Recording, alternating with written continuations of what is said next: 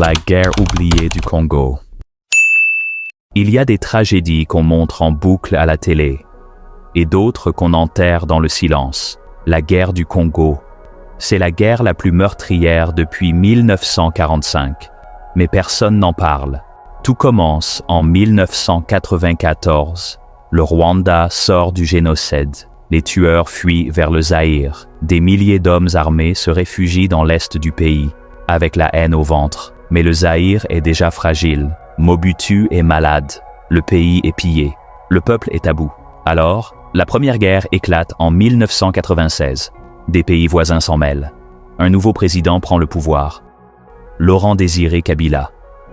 Mais la paix, elle n'a même pas le temps d'arriver. 1998, la deuxième guerre du Congo commence. Et cette fois, c'est un enfer. 9 pays africains sont impliqués. Des dizaines de groupes rebelles apparaissent. Chaque région devient un champ de bataille.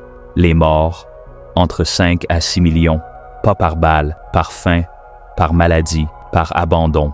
Les femmes sont violées comme stratégie de guerre. Les enfants sont transformés en soldats. Les villages sont brûlés.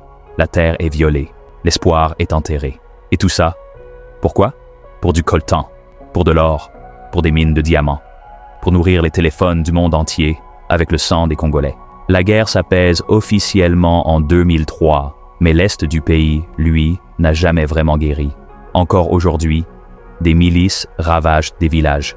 Des femmes pleurent dans le silence. Et les enfants ne savent pas ce qu'est une vie normale. Le Congo n'est pas pauvre. Il est riche de tout ce que le monde convoite. Mais cette richesse est sa malédiction. Et tant que l'Afrique ne racontera pas elle-même cette histoire, le monde continuera de faire semblant de ne rien voir. La guerre du Congo n'est pas finie. Elle a juste changé de nom.